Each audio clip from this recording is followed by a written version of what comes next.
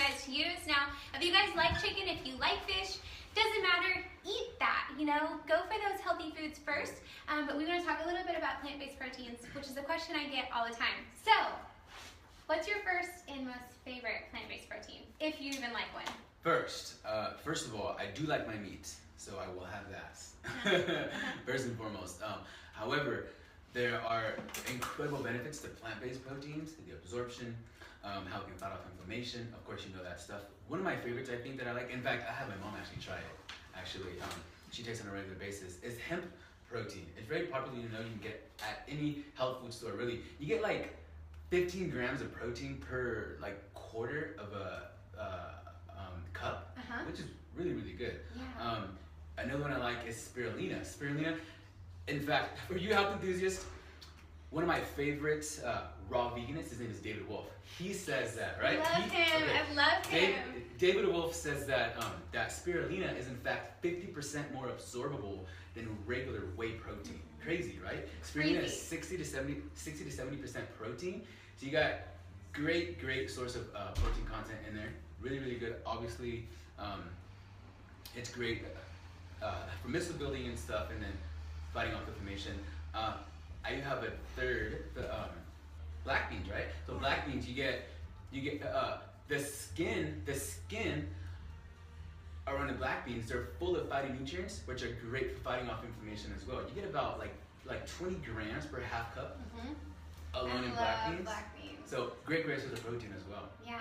Okay, so what would you put the black bean in to get your, I guess, your highest protein meal for absorption? And then, when do they eat it? When's the most important time for them to eat the protein, if they're working out? Yeah. First, let's go back to the black beans really quick. Black beans, great source of protein, like I said, but at the same time, though, there are some. It's loaded with fiber, loaded with carbohydrates, which is obviously really good. It's a complex carb. The thing about that, though, you want to be careful. If you're, let's say, for example, on a weight loss program. So if you're on a weight loss program, you have to remember that black beans, they're also loaded with carbohydrates, like I said. So if you're doing something more low carb, like, you have to remember that you want to be able to readjust your meal plan, your diet plan that you're on, so that way you meet the appropriate macronutrient numbers. So it is a great source of protein, however, at the same time, also can be very high in carbohydrates too, which are healthy. But if you're sticking to low carb, watch the intake of how much you take. That could be a good side to some chicken breast. Sometimes people even sprinkle it over salads. You can have it hot or cold. Sometimes I'll have it with some beef. Love it with hot sauce, of course. I'm big on hot sauce. Yes, hot sauce. Okay. Also, best times, you said? Yes. Best times. When do they eat it? Like, if I come home from the gym, should I eat it before the gym, after the gym? When's the best thing? Because I think the absorption is a lot slower. So I think anytime is the time where you can have it. But there are some key times, of course, to just improve or increase protein synthesis. So that will act as a catalyst for muscle building and just to improve the anabolic phase of putting on muscle. So of course, post-workout, usually protein synthesis is at its like max effort, 60 minutes to about an hour and a half post-workout. So try to have it within that time frame. Of course, eat after workout. So don't wait that long. Try to have it right after if you guys could.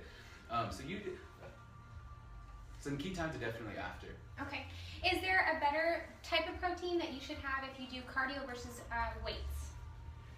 Is it important to have, let's say, a smoothie with protein as opposed to chicken if you're doing weights or cardio? Is there a better time for that? You know, I like to think that just having protein throughout let's say, for example, if you have a piece of chicken breast that's 6 to 8 ounces, 6 to 8 ounces of chicken breast is like maybe 30-ish grams of protein, right? So for the time for the body to break down that chicken breast, it could be like 6 to 8 hours. So there's a consistent flow of protein, amino acid breakdown in the body. So even while you're doing the cardio, you're in fact feeding your body with protein that it needs anyways from the chicken breast that you even had a couple hours ago. And then same thing with beef. Beef can take up to 24 hours for the maximum breakdown, for the full breakdown.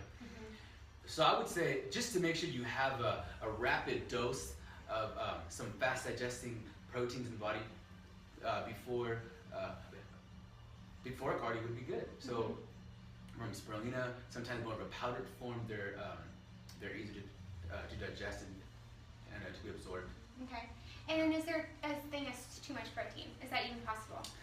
Absolutely. There is. Interesting. Good question, but too. Generally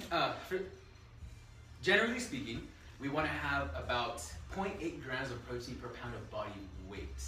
Sometimes, for example, like hard athletes and stuff and bodybuilders, sometimes we'll push it up to 1.5 grams, 2 grams, and sometimes for hard gainers, they'll push it to 3 grams sometimes.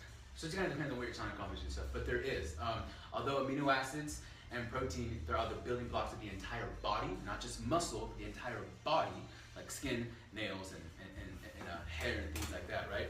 So there is a point where it could be too much, and it can start to, in fact, damage the kidneys, in fact. So there is such thing as too much. Okay. So you never want to go past that limit. So to be safe, stick to something like 0.8 grams of protein per pound of body weight. So let's say you're a 130-pound woman. About how many grams of protein should she have? If she just keeps it about 100 grams a day, even if it's as low as like 80 grams, that should be okay. Interesting. Okay. Do you have anything else? We're about to start the new year, and I know you guys probably saw our other video, but Adrian trains here in Anaheim.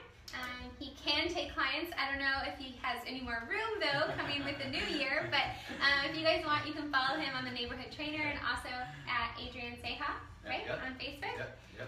Is that it? Adrian Seha _ on Facebook, Adrian Seha _ on Instagram.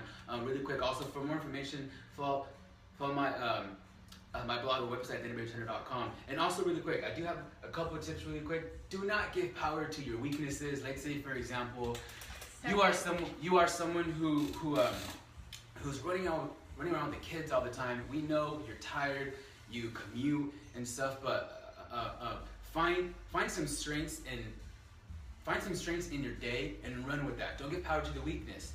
You have to create an environment for your success. What does that look like? Say in the workplace, there are different snack foods that are around from the holiday parties that we've all had.